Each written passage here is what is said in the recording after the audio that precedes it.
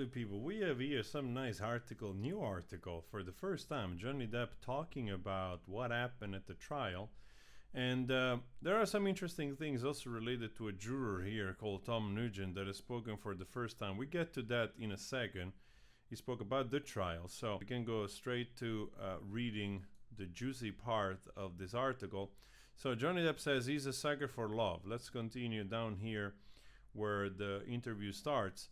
So what were the initial dealings with what we call love?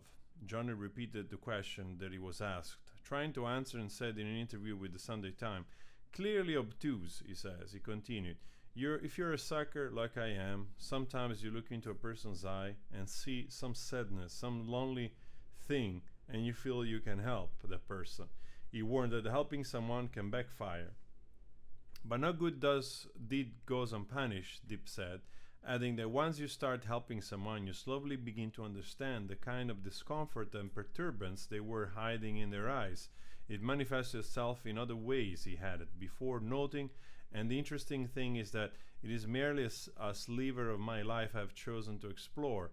But beyond his failed marriage, Johnny Depp expressed disappointment with people around him. My loyalty is the last thing anybody could question. I was with one agent for 30 years, but she spoke in court about how difficult I was. That's death by confetti. Fake mother effing will lie to you, yet keep the money, he said. He was betrayed by 3 individuals, all of whom he added were at my kids' parties, throwing them in the air. And look, I understand people who could not stand up for me, because the most frightening thing to them was making the right choice. I was pre-Me Too. I was like a crash test dummy for Me Too. It was before Weinstein. While speaking to the publication, Depp also explained why they stopped staying silent about the legal battle. Look, if it had gone far enough, I knew I'd have to semi-eviscerate myself. Everyone was saying, it'll go away, but I can't trust that. What will go away? The fiction pawned around the effing word?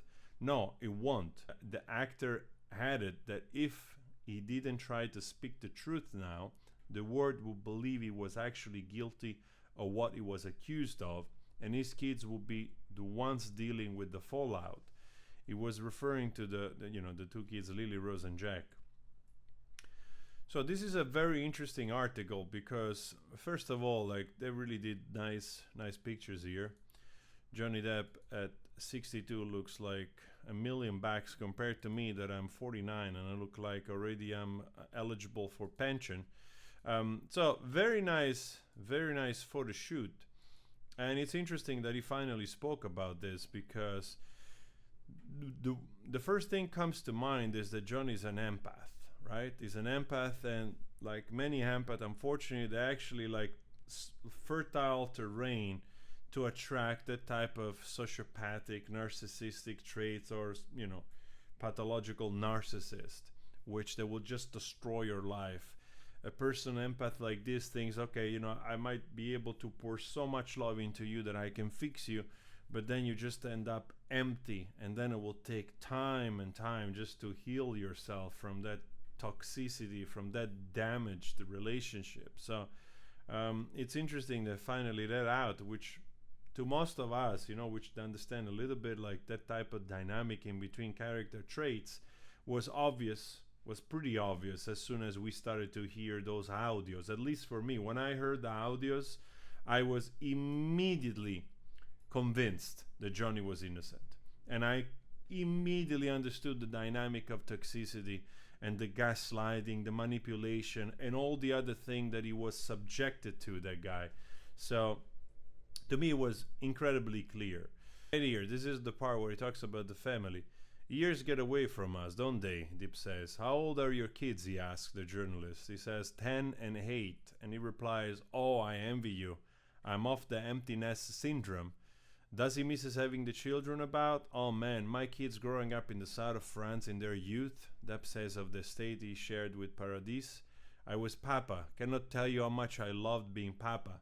Later the family moved to Los Angeles, then suddenly Papa was out of the window. I was dead, but Papa was awesome. I'm getting old enough for Papa to possibly come back, so some mother effing is going to have to call me Papa, he pauses. Quite clearly a man who would like to become a grandfather.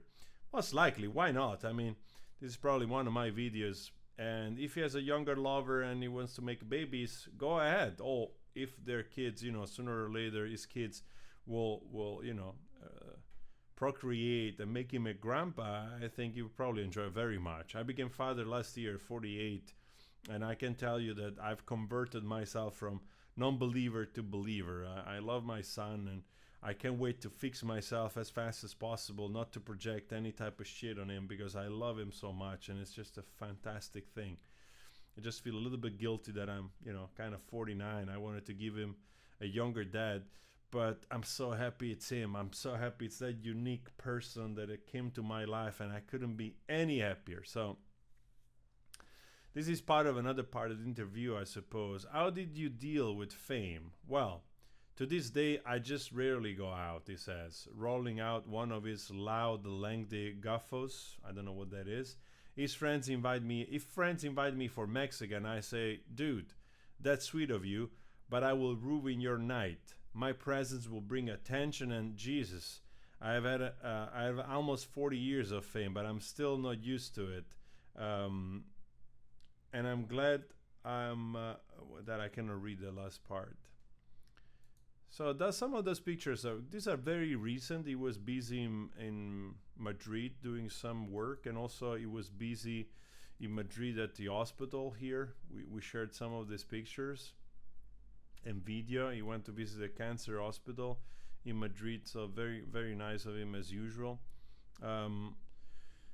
There was a part that I saw before where he actually said that he likes to, he's very happy when he's also alone. He's actually quite happy when he's isolated, and he just sometimes he spends a lot of time being with his own thoughts, writing music and writing and watching weird things on YouTube. And he says, "Can't be healthy," probably jokingly. So I found that funny. Maybe Johnny watches some of our videos, probably weirder stuff. So. And this is the last advice he gives to kids which they wanted to become actors. And I say, sometimes kids say to me, I want to be an actor. What's your advice? And I say, don't be. I know what's coming for them. I was chucked on that road, and the only advice that I give is don't allow anyone to make you something you're not. They will want you to be a poster boy, and it's tempting, a lot of money. And if that's the direction you want, go for it. But don't let anybody choose for you. Johnny Depp obviously has gone through all the different phases of that fame, starting from 21 Jump Street, wanting him to be the next, heartthrob, and then he managed to do more indie movies. Nugent of the Fairfax Juror. Basically, he says, Amber account of the assault allegation from Australia were difficult for Tom and the other jurors to listen. But at the end of the day, we looked at it like this. If you're beat that badly, why didn't you go to the emergency room? If you were caught your bare feet walking on glass, bleeding all over the place, you didn't go to the doctor, you actually got on the plane the next day and went home. He said the jury noted this kind of contradictions through Amber's case, contradiction that accumulated week after week. They decided their story wasn't just not believable, it was unbelievable, he said. There are so many inconsistencies between what she said, the picture she told, and the story that was being prosecuted, the pictures told and the story that was being prosecuted. There were so many holes in the story, it was hard for us to believe any of it. The jury was made up of 2 women and 5 men, Tom said. The 2 women on the jury were tougher on. At the end of the day, again, Johnny, it's just an empathic person. And you really have to watch out when you have that kind of character, because you might still end up attracting those type of damaged people, which, if it's not their time, sometimes you think some people might actually start on a journey of healing and they might get better and they get better, and some people might not. And maybe you're there just in the years where there's little to no change, and the only one that then gets like damaged and will take further time to heal, it's yourself, once you're out of that toxic relationship. So nice article. I'm happy Johnny is talking about it. Yeah, everybody was convinced with those audios. Everybody was convinced already then. So his name it's been cleared for sure. I totally understand why he wanted to clear his name. Otherwise, this thing would have lived in perpetuity with the doubt that whatever he was accused of would have somehow been true in the mind of some people,